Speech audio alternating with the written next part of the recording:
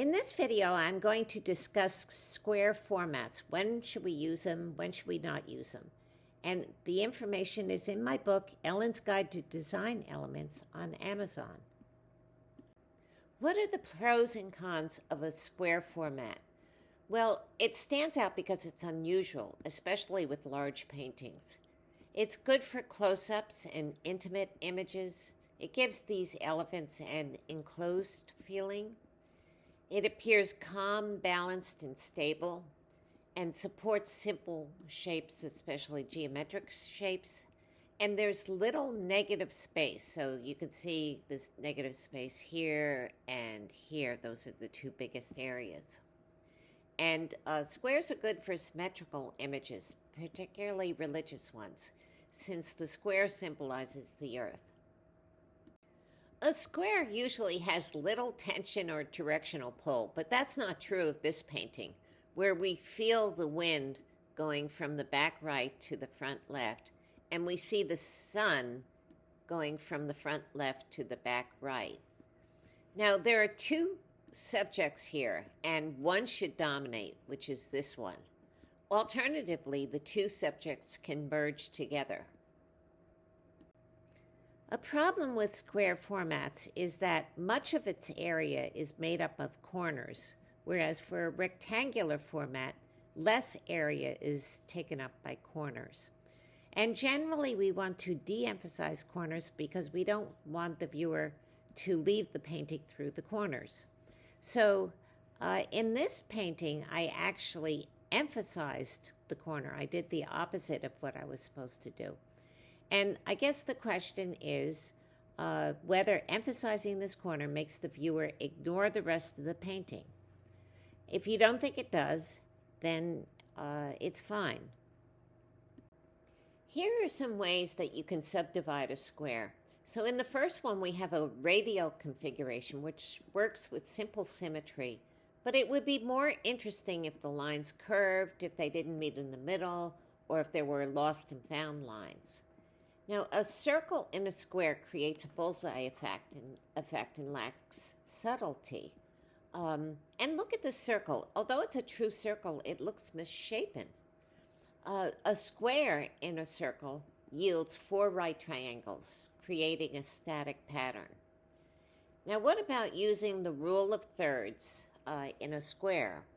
The problem is that the resulting units are also squares, and any point, let's say this one, is equidistant between two different sides, so there's not much variety. And then finally, this is probably the best, diagonals in diamonds, but it still can be static unless it's altered. This picture gives you an interesting division of a square where it's divided into thirds like this and then divided again this way. And the pot and the vase form an interesting shape with a lot of negative shapes around them. I have two problems with this picture. First of all, this flower pot just barely fits in, so it's almost touching the top and bottom, so it looks like it's squished into the space. And the ellipses don't agree. If, let's say this is eye level, then this narrow ellipse is appropriate. And if this ellipse is round like this, then the bottom of this vase should also have the same proportions. It should also be round. And the bottom of this flower pot should be even rounder. This painting has a shape that fits well into this square. It also has some diagonals. You can see parts of the diagonals that would go to these corners, like here. And you see part of the opposite diagonal here. The problem with diagonals in the corner is that it literally forms an arrow pointing out of the picture, and that's not a message you want to send to your viewers. Also, a diagonal divides a picture exactly in half, which is not great. But here we do have some diagonals, but it's lost near the corners so that we don't have either of those problems. There are also some white areas here, the window in the back and the reflections on her shoulder, that balance her face. And we also show interchange here, or counterchange, meaning that her face is light against a dark background and her hair is dark against a light background. This painting by Monet has a pattern of horizontal and vertical lines creating a grid. And since this grid is in a square, it has no directional force. And then he adds the lily pads at diagonals, and that's what gives the painting movement and direction.